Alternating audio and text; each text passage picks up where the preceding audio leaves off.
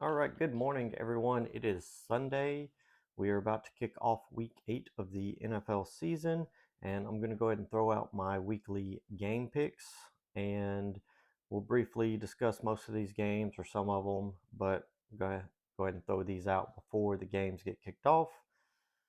So, right off the bat, we have I had Buffalo on the Thursday night game, which they almost gave it away with a Hail Mary at the end, but Buffalo did hold on to the win.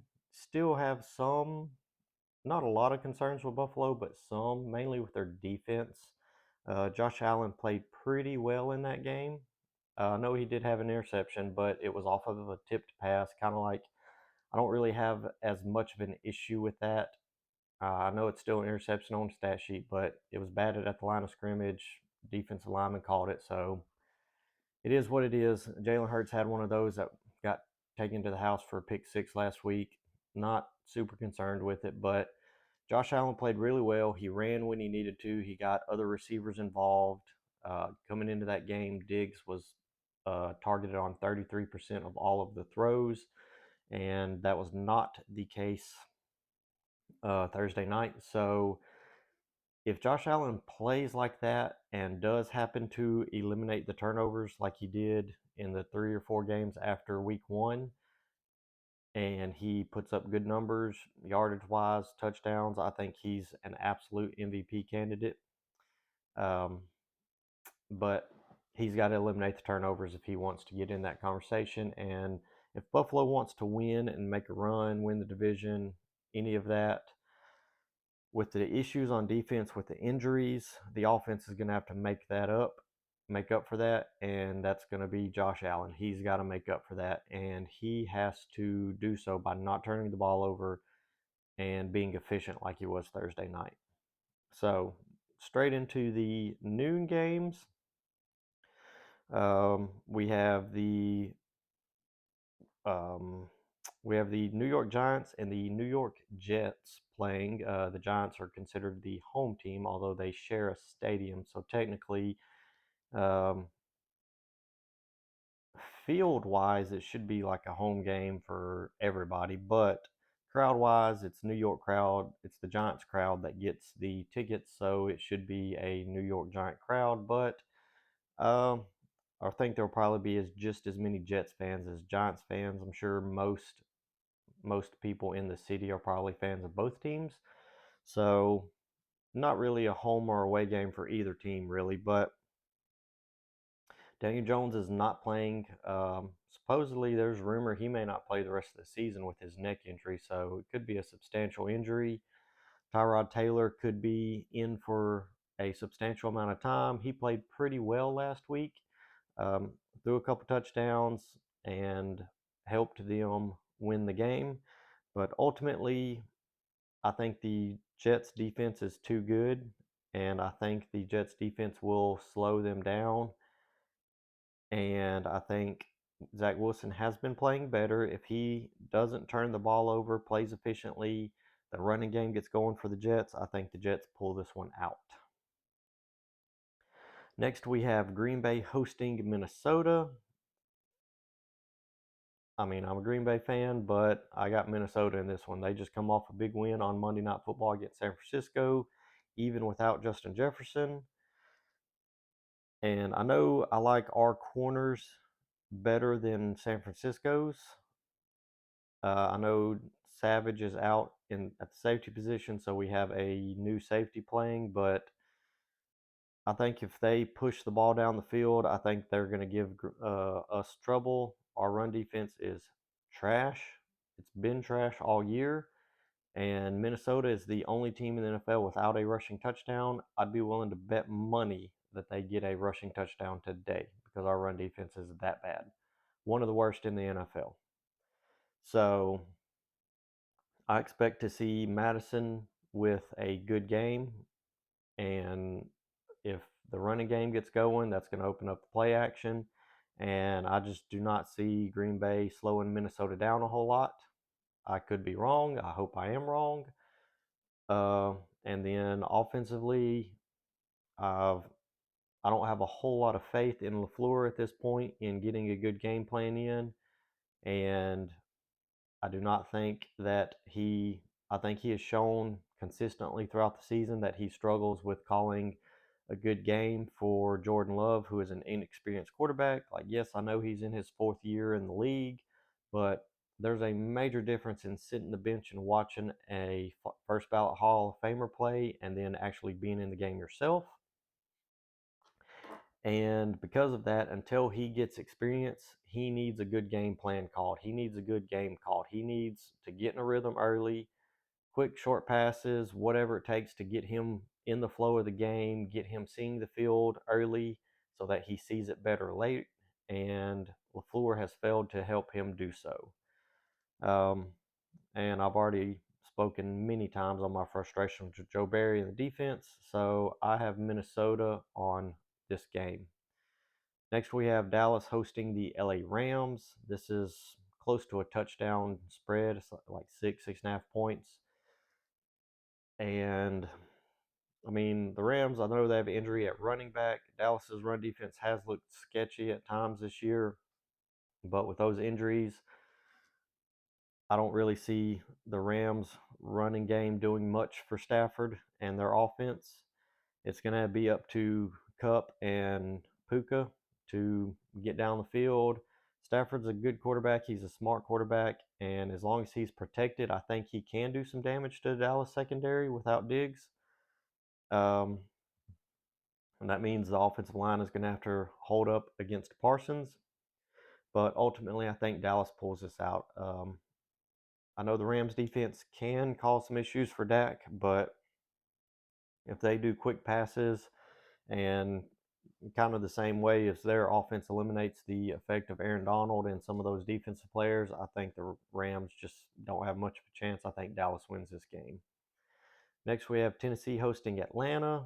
Tannehill's not playing, so there's going to be any combination of, I don't even know Tennessee's backup quarterbacks' names. But both of them are supposed to be playing, or a combination of the two. So you could be seeing them in and out, which I think is a mistake because you end up not having a quarterback in a rhythm. It's kind of like how the Saints continually put in Taysom Hill at quarterback. Like, you just never get in a flow or rhythm with your quarterback like that. I just don't think it's a smart decision. And ultimately, the only thing Tennessee really has is Derrick Henry, so I think Atlanta wins that game. Next, we have Indianapolis hosting New Orleans. Um, Gardner Minshew, I don't really trust him at this point. Um, Jonathan Taylor has looked better. He looked really good last week.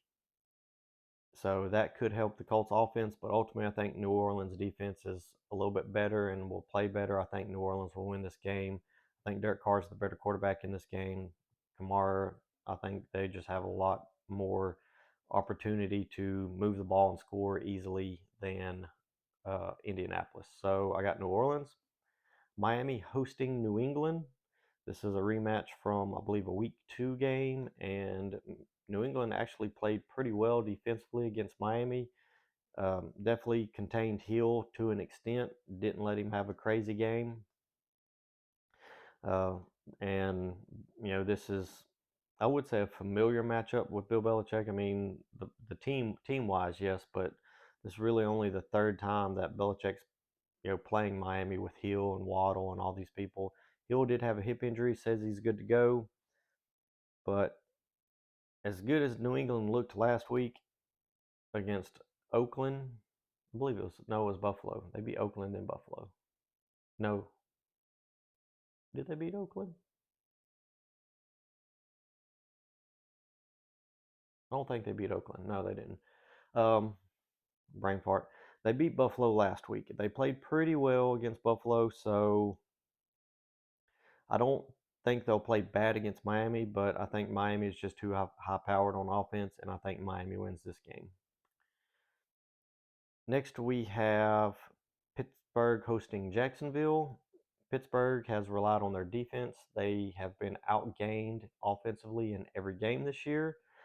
Even though they are 4-2, it has been because of their defense. Their defense won the game against Cleveland. Their defense won the game against the Rams. T.J. Watt's big interception was key, and we also have a blatantly missed call by the refs last week on a fourth down sneak, a brotherly shove attempt that Pickett was short. The referees marked the ball at a terrible spot. The Rams didn't have timeouts to call to challenge it, so Pittsburgh was lucky to escape that game. I do not think they're going to escape Jacksonville. I think Jacksonville will win this game. I think Jacksonville offensively has been playing pretty well. I'd like to see them get Calvin Ridley much more involved, mainly for my fantasy team purposes. But I think Jacksonville has the better offense. I think Jacksonville's defense is fairly solid, and there's so many questions around Pittsburgh's offense. I think Jacksonville wins this game. Next, we have Washington hosting Philly. This is another rematch from earlier in the season, I believe. The only thing that is interesting about this game is when they go for the brotherly shove, if the refs will correctly call offsides on the defense, because there's been several times where defenders have had their hands in the neutral zone, or and even the game against Washington earlier in the season, Washington had their hand under the ball, which is a foul. But they also have called offsides on Philly several times, mistakenly thinking that the guard's hand is in the neutral zone when it's actually Jason Kelsey's, because he says when they do a brotherly shove, he gets in a 4-point stance where typically he is in a 3-point stance. And they have called his left hand, because he's right-handed, he snaps it with his right. They've thought his left hand was the guard and called that offsides. So I know a lot of people have said he should wear different color gloves, a brighter color, whatever, so the refs know. He himself on New Heights has said he is not going to do that, because if you wear brighter color gloves, it's easier to see your hands on that particular play, yes, but it's also easier to see your hands on every other play, and you are much more likely and much more subject to get called for holding penalties. That's something Julian Edelman discussed on their podcast when he was a guest on it. He talked about how he always wore red gloves, and he got, they were playing a team wearing white jerseys, and he got called, and Belichick was on his ass, saying, we could see that in the press box with them red gloves. So he said he's not changing gloves. He's basically said his solution is pregame and before those particular plays. If a timeout's called or whatever, like basically more so pregame, but just letting the side judges and all the refs know, like, hey, when we go for the quarterback sneak, I'm going to be in a 4-point stance, and both my hands are allowed in the neutral zone because I am the center. So don't call offsides because you think the guard is in the neutral zone when it's my left hand. And I think that's the right thing to do. You let the refs know what you're going to do, how you're going to do it. It's within the rules, and it's up to them to see it and make the right calls at that point. So, but all that being said, I think Philly's the better team, both sides of the ball. Washington has played fairly well this season, but I don't think they're going to beat Philly. I don't think they're really going to hang with them that much.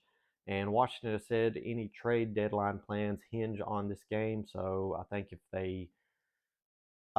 they win this game, what you it's a similar situation in Minnesota. If Minnesota wins today and Washington wins today, it's like, okay, let's make some trades to try to solidify this team and make a run for the playoffs. And if we lose, we're in trouble. It's time to blow this up. Let's trade some people, free up some space, and start planning for the future. So I think Washington and Minnesota are in this exact same boat. So with wins today, I think you could see some moves to try to improve the team. With loss, I think you could see some moves to get rid of some either players that could potentially need to be paid soon, or players that are paid too much and not doing enough, and basically setting the team up for the future. I got Philly winning though. Next, we have Carolina hosting Houston. This is a matchup between the number 1 and number 2 picks from the draft. Houston, I think, is playing better. I think they're being coached better, and um, quarterback play. Obviously, Houston has had the better quarterback play, so I got Houston winning. We have Denver hosting Kansas City. rematch from a few weeks ago. Denver's defense played pretty well against Kansas City on that Thursday night. Just offensively, they couldn't get anything going and couldn't score enough points. I think they held Kansas City to 1 touchdown and 4 field goals. So if their defense is able to do that, I think they can stay in the game if they can sustain some offense. But ultimately, Kansas City's defense, one of the better defenses in the league, not really being talked about. Very good defense. Patrick Mahomes has been playing better. Kelsey's been playing better. I think Kansas City wins this game. We have Seattle hosting Cleveland. Deshaun Watson is not playing, so you have PJ Walker, I believe, playing quarterback, but it's in Seattle. It's going to be a loud crowd. I believe Seattle was on a bye last week, maybe. I'm not sure if they were or not. Let me see. No, they weren't on a bye last week. Who did they play last week? They played Arizona, beat Arizona. That's my bad. But being a home game, a little bit better wide receivers in Seattle, a little bit better.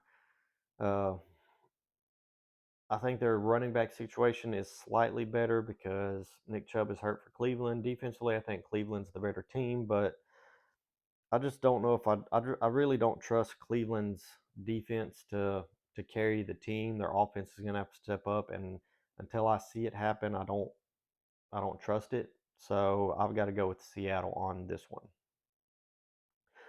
Next, we have Arizona hosting Baltimore. Baltimore's been the talk of the league, and as I'd said in a previous video, the talk of the NFL every week has turned around and lost that week.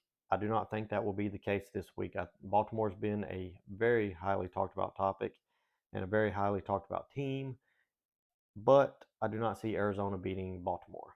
It is in Arizona, so there could be a chance, but ultimately I don't see it. Baltimore's offensively gonna, if they played like they did last week, very solid all around offense, gave Lamar plenty of time to throw, plenty of protection. When he ran, it was not because he was running for his life. It was nobody's open and the field's wide open, so I'm going to run. He protected himself. He made great throws. And defensively, Baltimore played a pretty tough game, so I got Baltimore winning this. Next, we have San Francisco hosting Cincinnati. Originally, I had Cincinnati on this one because Brock Purdy was in concussion protocol. Now that he is cleared and he's going to play, I have San Francisco winning this game. I know Cincinnati is coming off of a bye, and Cincinnati is set up to test San Francisco because Minnesota pushed the ball down the field, and that's how they tested them, and that's how they were able to beat them. And Cincinnati can do that. They have Joe Burrow, who is probably the healthiest he's been all year. He's had a week to rest his calf. His calf has steadily looked better every week. Jamar Chase says he's always open. He can stretch a field if they can get Tyler Boyd involved.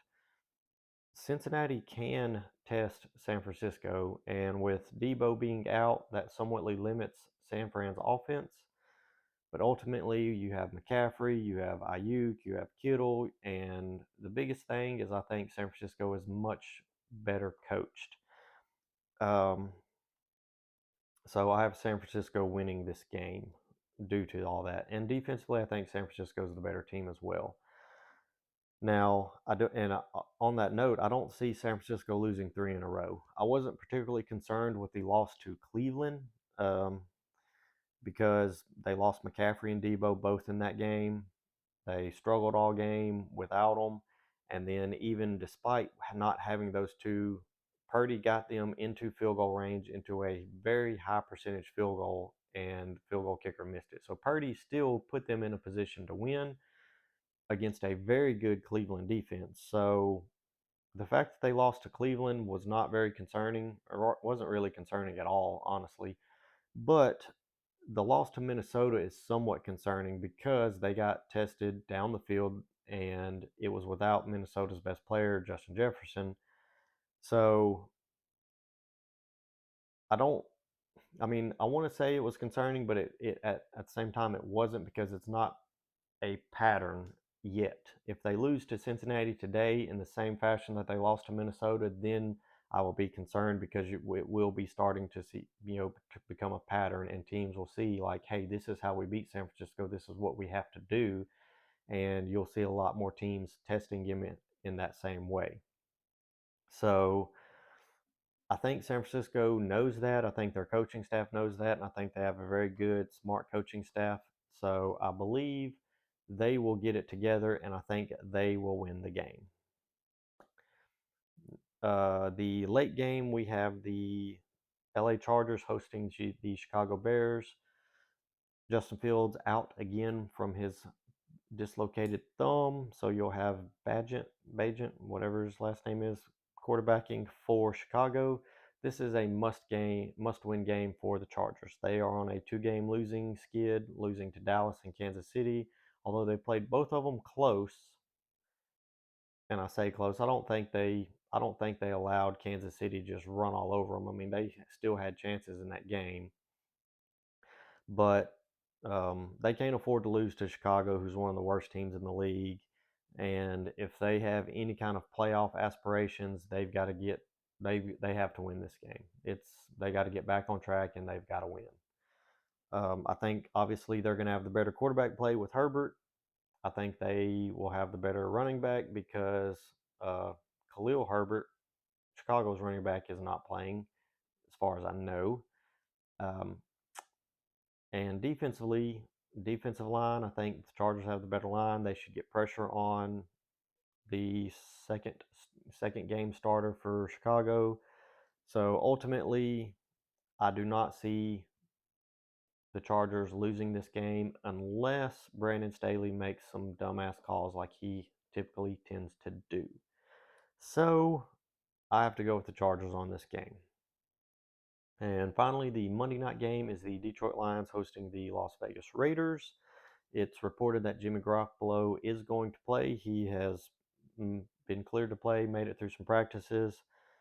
Ultimately, I think that's irrelevant. I think Detroit has the better defense. Goff is the better quarterback.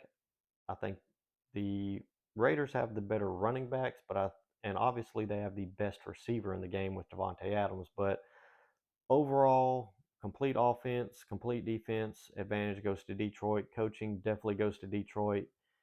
And Detroit coming off that disappointing loss to Baltimore, I think they're going to want to bounce back and make a statement and have this win. So I got Detroit winning this game, which could, as I said, and I've said in several videos, this could, if Davante Adams doesn't have a good game, if he's not featured, not involved, he's already spoken several times about how unhappy he is. There's a picture last week where he's sitting on the bench alone while the offense is on the field late in the game. And if the Raiders do not get this win and they play bad, you could see a trade there. Like you could see him telling them, "I want to be traded. Like you got to get me out of here." So a lot of games this week could affect what goes on at the trade deadline, which I believe is Tuesday at like 4 p.m. Eastern. So it'll be interesting to see how these games go and how they affect the trade deadline coming up. So um, coming into this week, my pick total is 66 and 39. So hopefully, like we have no teams on a bye this week, so we got 16 games. So hopefully, I can win at least. I'd like to win 11, 12 games, try to get my wins up and my losses back down. So we'll see how it goes. We'll jump on here tomorrow, recap most of these games. I'll probably go on another rant about Joe Barry and Matt LaFleur and Jordan Love because I'm pretty sure they're losing today, but we'll see how it goes. And unless you are a Minnesota fan, I hope your team wins today, and I will catch you tomorrow.